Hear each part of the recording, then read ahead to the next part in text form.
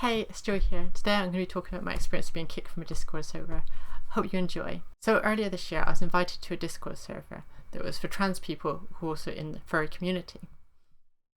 I wasn't hugely active on the server, but I gave my input when I saw it was relevant, usually in regard to veganism. As a vegan activist, I feel it's my responsibility to inform people about the animal abuse they commit on a daily basis when they buy products like meat, dairy, eggs. As you can imagine, that probably makes me come across as the annoying vegan stereotype, and you might be right. But I want you to hear me out first and hear what I have to say and see what you think.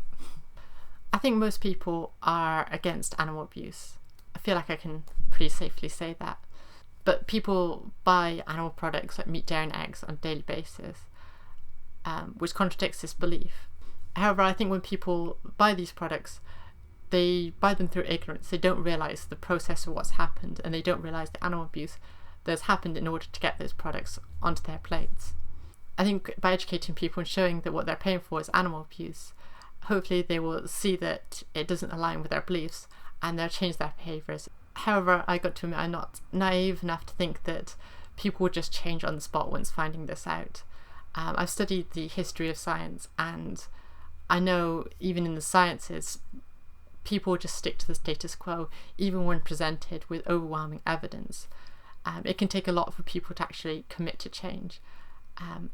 So therefore I'm not going to expect that everyone's going to change overnight, but hopefully over time they will see what they're doing is wrong and then change their behaviour. So to give you an example of what I was saying before I got kicked, for example, if someone was talking about sausages or something, I'd point out that if you are buying pork and supporting pork, you are supporting gas chambers, since if you didn't know, many pigs are lowered into gas chambers containing CO2 before they have their throats slit, which it doesn't take a genius to work out is a horrific way to die. So by buying these products you are supporting them, even if you're not aware of this, which is why I would point it out to people so that they know. So the reason I got kicked, I just posted into the Animals and Foods channel on Discord. I posted a link to a vegan ice cream and I said, this cruelty-free ice cream looks amazing. I used the word cruelty-free instead of vegan just to remind people that buying dairy is cruel and make them aware of the cruelty they're contributing towards by buying regular dairy ice cream. I had someone respond and they said, why do you have to say it's cruelty-free? And I just responded and said, well, normal dairy is cruel, so therefore this is a cruelty-free version of dairy. Then somebody else replied and they said, I don't like how you're implying that all dairy is cruel. And I said, I've researched the dairy industry a lot.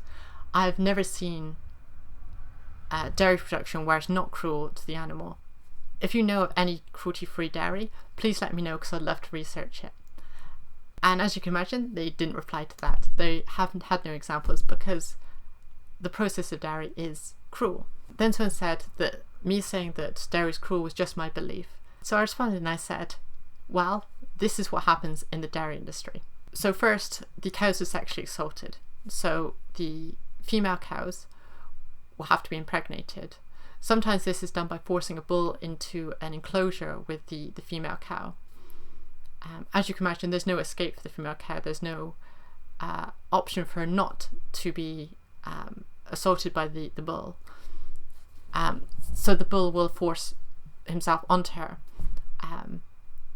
without consent, forcing a sexual assault essentially. However, the most common way of impregnating cows in the dairy industry, since dairy cows need to be pregnant in order to produce milk, which is why this is necessary to the process, is through artificial insemination, which is a process whereby a farmer will put his fist into the cow's anus, literally just into her anus, which of course, I mean, if it isn't obvious already, is horrendous abuse, horrendous sexual abuse. The farmer will then use a pipette full of the bull's semen and hold the cow's cervix in position with the hand in her anus and put the pipette into her vagina and insert the semen. This is sexual abuse. You can't say it's not. There's no consent involved. For some reason, for cows, it's called artificial insemination, as if it were similar to when humans are artificially inseminated, which is a completely consensual process. That's not even to mention how the semen is collected from the bulls in the first place, which you can imagine how they do that. And once again, you're sexually assaulting a cow to get their semen without their permission. Clearly sexual abuse. The cow will then be pregnant for around 9 months, about the same pregnancy term as humans. After she gives birth, her calf will be taken away from her, usually after about 2 to 3 days, and that's all the time they get to spend together. There are some farms that are exceptions, but it's usually seen as more humane to separate them then than later.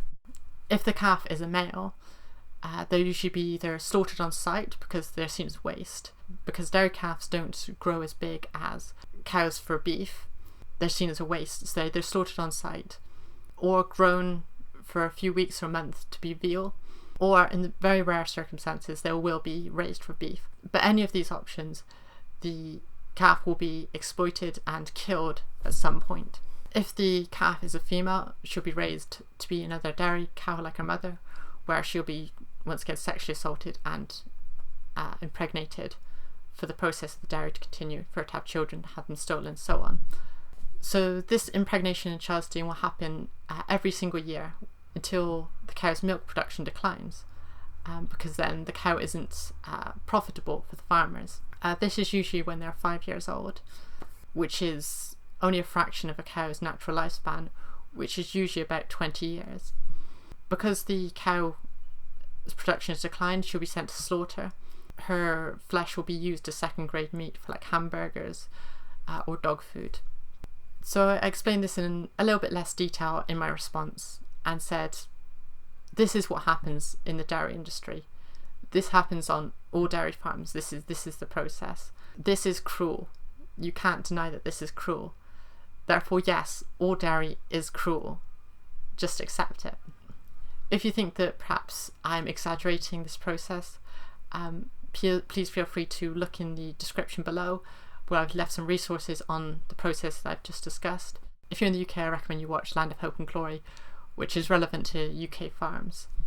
After finishing my response, some people replied saying that they thought I should be banned from the server.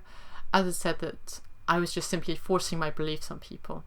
The real forcing happens in dairy farms when the cows have a hand forced into their anus, when they are in the slaughterhouse and they have a knife forced across their throat and their life forcibly taken from them. Me saying what happens isn't forcing anything. Then the admin came and said I should take this discussion to the Serious Discussions channel, and they proceeded to give me my first formal warning, which if I had 3 I would be kicked. So I went to the Serious Discussion. I asked the admin why I had received a formal warning. I hadn't attacked anyone personally, I hadn't called anyone any names, I hadn't accused anyone of anything in particular. I literally just said the truth of what happens in the dairy industry. Once again, I was told to stop forcing my beliefs on people. If the truth about how these products come to be is too upsetting or uncomfortable for people, then why should people be allowed to talk about them in the first place? I'd seen people endorsing sausages, milk, dairy, saying they love these things, saying they're great, endorsing the process of how these products come about, endorsing these products themselves. You are, by virtue, endorsing animal cruelty. So if it's wrong to talk about how they come about, why should you be allowed to endorse these products to start with? It was then that I got kicked from the server. I didn't receive any more warnings, I was just kicked. I'm not sure if other people had complained and they counted those as warnings, or if they just got fed up of me and kicked me. So what can I learn from this experience? Well, going in, I had thought, because it was a community full of trans people and furries, I thought they would be more empathetic and understanding and have an open mind to new ideas. But it seems they created this echo chamber where they decided what isn't appropriate to talk about. They had this idea that they were good people, and if anyone challenged them on what their actions were causing, that would mean that they weren't good people. This is something called cognitive dissonance, where you have two beliefs that you hold that are contradictory. In this case, it'd be, I don't want animals to suffer, and I like meat, dairy and eggs.